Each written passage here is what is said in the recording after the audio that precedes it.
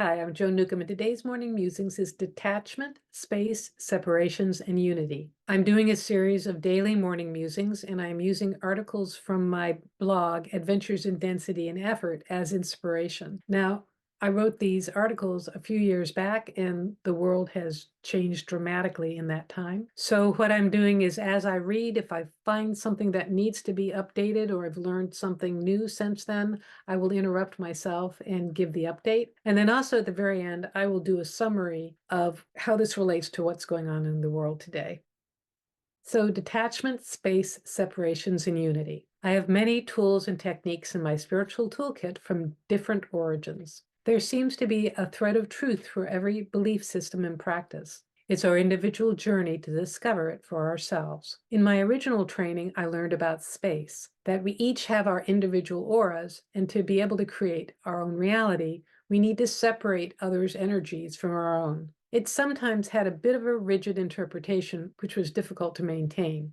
After all, how do you separate your energy from your newborn? How can you fall in love if you don't allow merging of space? And then I learned about detachment, how to detach from a loved one's crazy-making behavior in order to regain a sense of sanity. Most recently, I've been learning about holographic reality, that everyone is your projection or reflection, so they're not real or really there. They're just extras in your personal movie. Now, that's a little harder to wrap one's head around, especially if you're psychic and you can feel people's thoughts and feelings from like 3,000 or 6,000 miles away. When you consider that this is all a game created by consciousness to experience the opposite of itself, then every player at their essence is consciousness, is one, and the individual is just an illusion created for the fun of knowing what diversity feels like. However, we can't get in touch with our inner sense of oneness if we are distracted by others who are playing different versions of the human game. So this is where detachment and separations come in helpful, allowing others to have their own life experience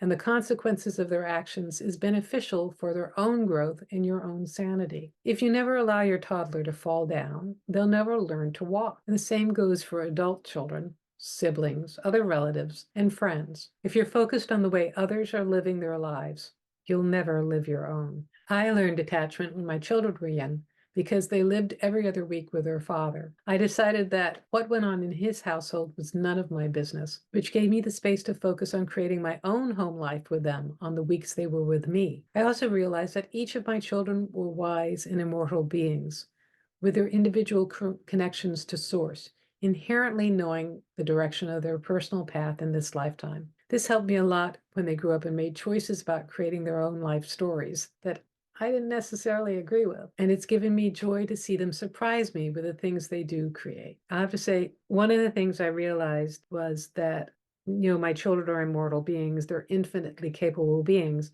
and I just created their body.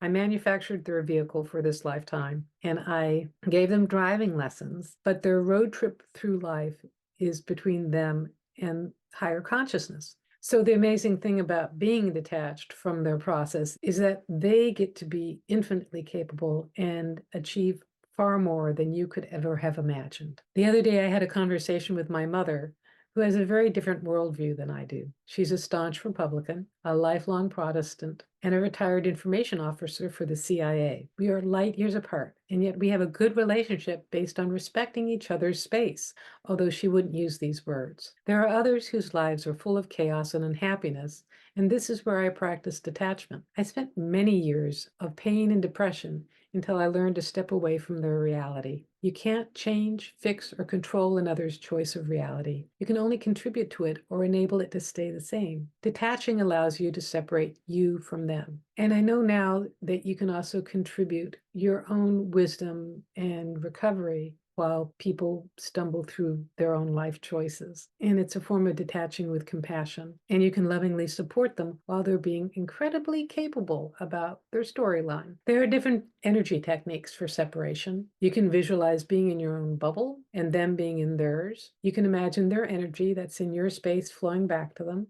And there's also the serenity prayer for helping to determine what's yours and what's not. So grant me the serenity to accept the things I cannot change, which is other people, places, and things, the courage to change the things I can, which is my attitude and focus, and the wisdom to know the difference, me, not me, me, not me.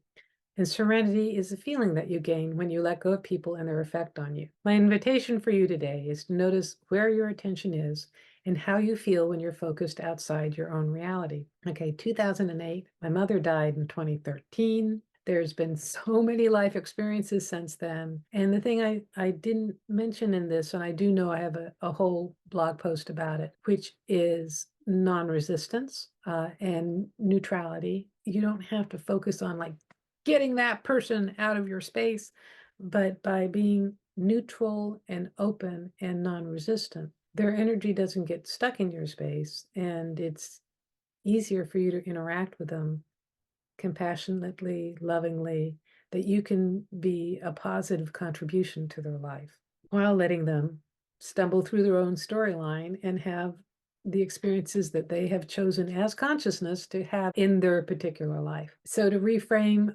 my invitation to you is to just notice when you're focused outside your reality, because that really is when you can feel completely out of control, because you can't control what's going on in the hologram. You can't control what's going on in other people's illusions. And when you can focus on yourself and essentially be in the present moment, that's when you really can feel the infinite power of consciousness, which is who you are as essence within your own life. And that's when things can transform beyond your wildest imagination. So if you've had any experiences like this, go ahead and leave comments below. I love to read your comments. And if you want to know more, my website is joan-newcomb.com. And if you want to have a free sample of one of my techniques, click on the skybox technique, and it'll give you an expanded perspective of the world. And if you want to know more, my website is joan-newcomb.com. I do individual sessions with you, taking a look at the essence of who you are and what's going on in your life today. And I can answer any questions that you might have.